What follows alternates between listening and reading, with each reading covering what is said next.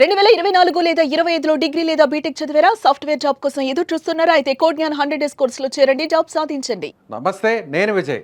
గత వారం రోజులుగా గల్ఫ్ కంట్రీస్లో ఉన్నటువంటి వారెవ్వరికి కూడా కంటి మీద కునుకు లేకుండా చేసింది ఇరాన్. ఎందుకంటే అక్కడ అమెరికాకు సపోర్ట్ చేస్తున్నటువంటి అనేక గల్ఫ్ కంట్రీస్ మీద వరుసగా డ్రోన్స్ అలాగే మిసైల్స్ వేస్తూ ఎంతో ఇబ్బంది పెట్టినటువంటి ఇరాన్ తాజాగా ఒక సంచలనమైనటువంటి ప్రకటన చేసింది. ఇరాన్ అధ్యక్షుడిగా ఉన్నటువంటి మసూద్ పెజకిస్తాన్ అనేటువంటి అధ్యక్షుడు తాజాగా ఒక అనౌన్స్మెంట్ చేశారు.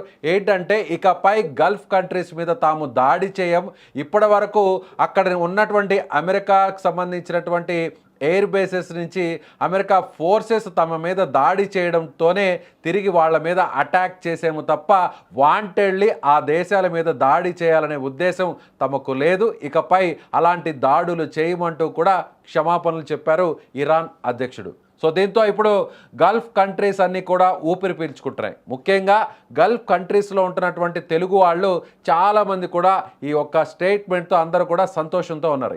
దీని గురించి మాట్లాడదాం. సో సౌదీ అరేబియాకు సంబంధించినటువంటి తెలుగు అసోసియేషన్ వ్యవస్థాపక అధ్యక్షులు మల్లేష్ గారు లైవ్ కాల్లో ఉన్నారు. నమస్తే అండి. నమస్తే అండి, సుమన్ టీవీ వారు. సో ఈ అనౌన్స్మెంట్, ఈ ప్రకటన ఒక రకంగా బిగ్ రిలీఫ్ అనుకోవచ్చా గల్ఫ్ కంట్రీస్లో ఉన్నటువంటి ఇండియన్స్కి? తప్పనిసరిగా అండి, ఇరాన్ ప్రెసిడెంట్ గారు ఇచ్చిన ఈ స్టేట్మెంట్ అనేది గల్ఫ్ కంట్రీస్ లో ఉన్న వాళ్ళకి మాత్రమే కాదు, వివిధ దేశాల నుంచి ట్రావెల్ చేస్తూ గల్ఫ్ దేశాల్లో దుబాయ్ అవ్వచ్చు, కొంతమంది బహ్రెయిన్ అవ్వచ్చు, ఖతార్, కువైట్ లో ఇరుక్కుపోయిన వాళ్ళందరికీ కూడా ఇది ఉపశమనం కిందే మనం భావించాలండి. ఎందుకంటే చాలా క్లియర్ గా స్టేట్మెంట్ ఇచ్చాడు. మా మీద దాడి చేయనంత వరకు మేము ఈ గల్ఫ్ కంట్రీస్ మీద దాడి చేయమనేది చాలా క్లియర్ స్టేట్మెంట్ సార్. దాన్ని చాలా మనం పాజిటివ్ గా తీసుకోవాలండి.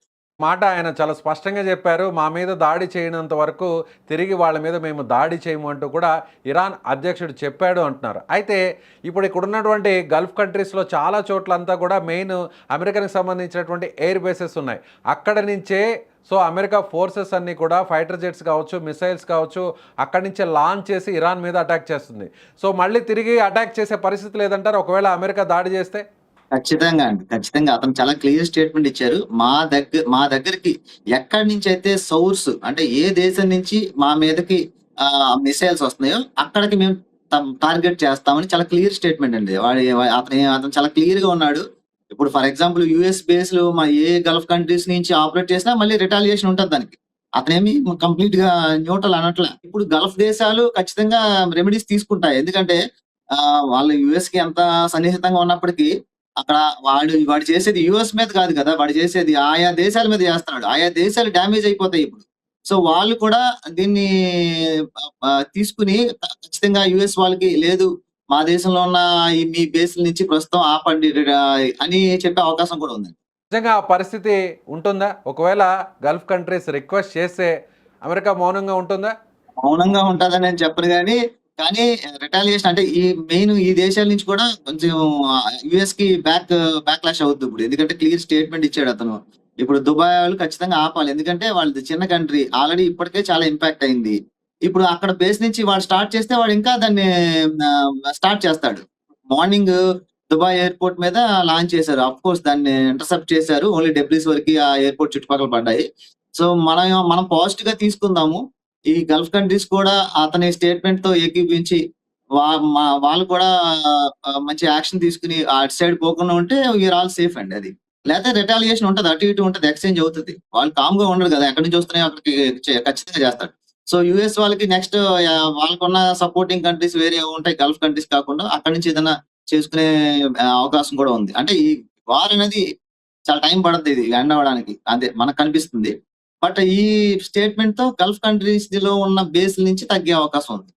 మీరు ప్రజెంట్ ఇప్పుడు సౌదీ అరేబియాలో ఉన్నారు. అలాగే చాలామంది కూడా మిగిలినటువంటి దేశాలంతా కూడా అక్కడ చాలా ఇబ్బంది పడుతున్నటువంటి పరిస్థితి. మీరున్నటువంటి దేశంలో ఈ వార్ వల్ల ఎలాంటి ఇబ్బందులు అక్కడ స్థానికంగా ఉన్నటువంటి సివిలియన్స్ ఎదుర్కొంటున్నారు? మాది సౌదీ అరేబియా, మీకు తెలిసిందే, గల్ఫ్ కంట్రీలోనే అతి పెద్ద దేశం, పెద్ద అన్న కింద పిలుస్తారు. దీనికి బార్డర్ బహ్రెయిన్ ఉంది, కువైత్ ఉంది, తర్వాత ఒమన్, దుబాయ్, ఇవన్నీ బోర్డర్స్. ఇప్పుడు ఖతార్ నుంచి రావాలంటే ఖచ్చితంగా సౌదీలో ఎంటర్ అయ్యాలి. రోడ్ నుంచి ట్రావెల్ చేయాలంటే ఖచ్చితంగా ఖతార్ నుంచి బ్యాక్ సౌదీ రావాల్సి వస్తుంది. ఇలాంటి సందర్భంలో సౌదీ ఆ బార్డర్ చాలా ఇంపాక్ట్ అవుతుందండి. ఆ బార్డర్ ఎందుకంటే ఆ రిటాలియేషన్స్ అన్ని కూడా ఆ యూఏఈ, బహ్రెయిన్, సౌదీ బార్డర్ అంటే అక్కడ ఉన్న దమామ్, దహరాన్ వీటిల మీదే జరుగుతుంది కాబట్టి అక్కడంతా కూడా కొంచెం ఆ ట్రాన్స్‌పోర్టేషన్స్ మూవ్‌మెంట్ అనేది తగ్గింది. చాలా ఇంపాక్ట్ అయితే ఉంది. ఇరాన్ తీసుకున్నటువంటి ఈ నిర్ణయం ఒక రకంగా మా మీద దాడి చేయొద్దు అని ఒక రకంగా కాషన్ ఇచ్చినట్టేనా? తిరిగి మీరు మళ్ళీ గాని కాషనే దాడులు కదండీ! కాషనే. ప్రారంభిస్తే ఇక వెనక్కి తగ్గం గల్ఫ్ కంట్రీస్ అని ఏమాత్రం కూడా మేము లెక్క చేయమని చెప్పేసినట్టే అనుకోవచ్చా? గల్ఫ్ కంట్రీస్ అనే కాదు. ఏ దేశమైనా సరే మా మీద మీరు మీ మీ ఫిరంగుల్ని ఎక్కుపెడితే మా ఫిరంగులు మీ వైపే తిప్పుతామని చాలా క్లియర్‌గా చెప్తున్నాడతను. సో, అది వీళ్ళు అర్థం చేసుకొని ఆగుతారని నేను అనుకుంటున్నా. బేస్ ఉన్నంత మాత్రాన వాళ్ళు కంప్లీట్‌గా వాళ్ళు ఆపరేట్ చేస్తారంటే దేశం కూడా ఇంపాక్ట్ అవుతుంది కదా! ఫర్ ఎగ్జాంపుల్ ఇప్పుడు దుబాయ్ చూడండి ఎంత ఇంపాక్ట్ అయిందో. అసలు ఎవరు ఊహించినంత ఇంపాక్ట్ అది.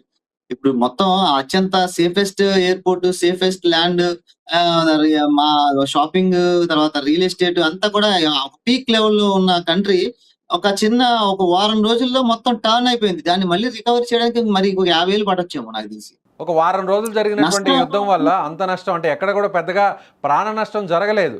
కేవలం కొన్ని డ్రోన్స్ అటాక్ మాత్రమే అక్కడక్కడ కొన్ని హోటల్స్ మీద జరిగాయి. చిన్న చిన్న ఇన్సిడెంట్స్ మాత్రమే. సో ఇంత మాత్రానికి మొత్తం వ్యవస్థ అంతా కూడా తలకిందులుగా మారే అవకాశం ఉందంటారా?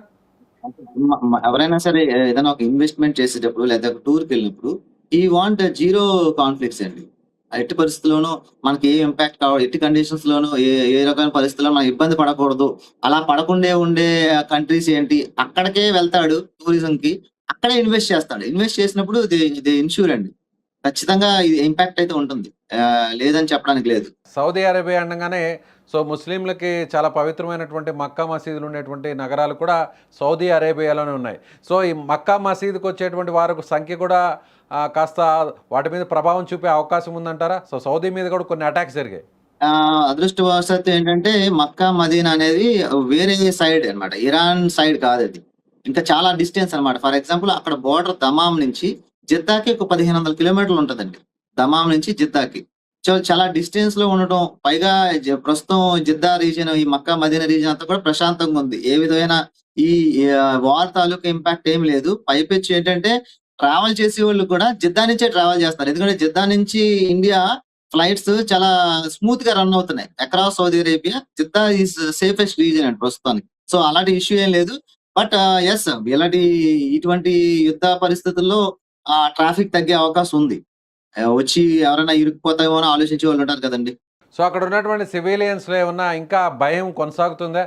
సో రోజువారీ కార్యక్రమాలకు ఏమన్నా ఇబ్బంది కలిగిందా? లేదంటే సో ఆ టైంలో వరకే స్టార్టింగ్ ఉన్నటువంటి 1 ఆర్ 2 డేస్ అంటే మిసైల్స్ లేదంటే ఆ ఇంటర్సెప్ట్ చేసిన టైంలో శకలాలు పడినటువంటి ఆ ప్లేస్‌లో మాత్రమే కొంత హడావిడి నడిచి మిగిలినటువంటి అన్ని ప్లేస్‌లో యథావిధిగా రోజువారీ కార్యక్రమాలు జరిగిపోతున్నాయా? ఇప్పుడు ప్రెజెంట్ మీరున్నటువంటి దేశంలో?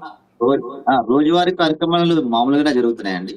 కాకపోతే ఏంటంటే ట్రావెలింగ్, ఆ ట్రావెలింగ్ మూవ్‌మెంట్ తగ్గింది. అంటే ఫర్ ఎగ్జాంపుల్ సౌదీ నుంచి బహ్రెయిన్ ఎళ్ళాలి. లేతే పక్కనే కంట్రీ కదా! చాలా ఈజీ యాక్సెస్.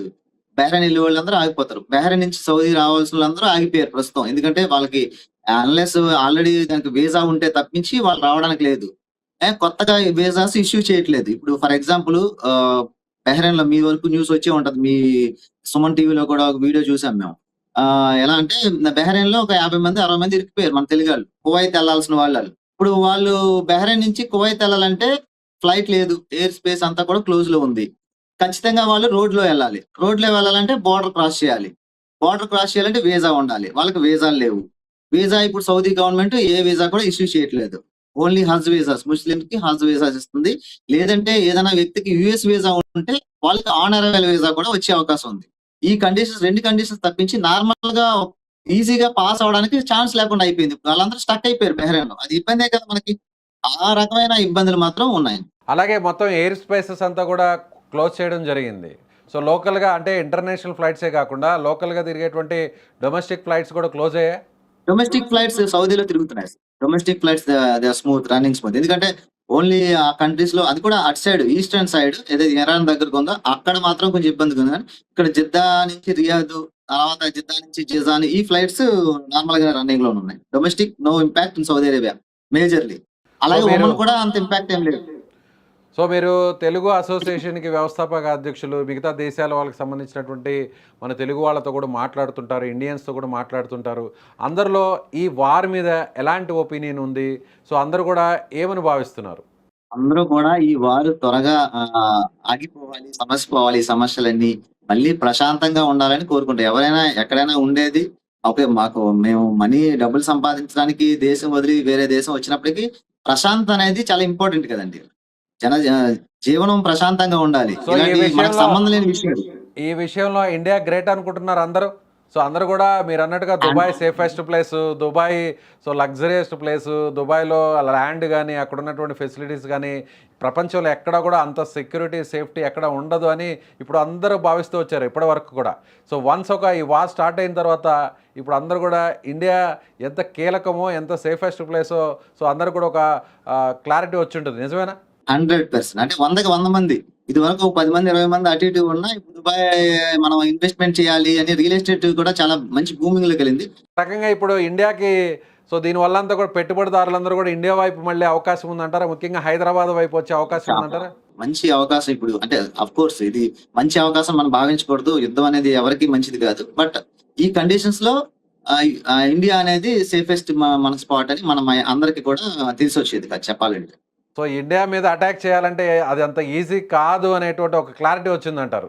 ఖచ్చితంగా అండి. ఇండియా మీద అటాక్ చేయడం అంటే అంత ఈజీ ఏం కాదు. అది ఎప్పటి నుంచో ఉంది, ఇప్పటికీ ఉంది, ఎప్పటికీ ఉంటది. ఎందుకంటే మన దగ్గర అన్ని సరంజామాలు ఉన్నాయి, మన బ్రెయిన్స్ ఉన్నాయి, హార్డ్ వర్కింగ్ పీపుల్ ఉన్నారు, నాలెడ్జ్ ఉంది, టెక్నాలజీ ఉంది. యాన్షియంట్ కంట్రీ, సెంచురీస్ ఇలాంటి యుద్ధాలు ఇవన్నీ కూడా చూసి ఆరితేరిపోయిన మనుషులు మన మన మనుషులు. సో దేన్ని ఎలా డీల్ చేయాలి, ఎక్కడి వరకు ఆపాలనేది మన మన దేశం చాలా ఎక్స్పర్ట్ దీంట్లో. సో ఇంత ఆపరేషన్ సింధూర్ లో కూడా సో మన దేశాన్ని ఏం చేయలేదు, ఒక డ్రోన్ కూడా మన దేశం లోపలికి రాదు అనేది ఒక క్లారిటీ కూడా వచ్చేసింది ప్రపంచ దేశాలకి. క్లారిటీ వచ్చింది కదా, అదే క్లారిటీ వచ్చింది అందరికి ఒక మన పొరుగు దేశానికి కాదు, ప్రపంచ వ్యాప్తంగా ఒక రెప్యుటేషన్ పరంగా చూస్తే మన న్యూస్ లో ఏదో ఇండియా నాట్ సేఫెస్ట్ కంట్రీ వెబ్స్లింగ్ చూస్తారా, ఇవి చూసి నవ్వుకుంటాం మేము. ఇండియా ఇస్ సేఫెస్ట్ కంట్రీ అండి at any cost. India is our most safest country in the world, no doubt about it. Right sir, thank you. So త్వరలోనే యుద్ధం ఆగాలి. సో మన తెలుగు వాళ్ళు, మన ఇండియన్స్, అలాగే అక్కడ ఉన్నటువంటి స్థానికులందరూ కూడా సేఫ్గా ఉండాలని సుమన్ టీవీ కూడా మనస్ఫూర్తిగా కోరుకుంటుంది. Thank you so much. ధన్యవాదాలు.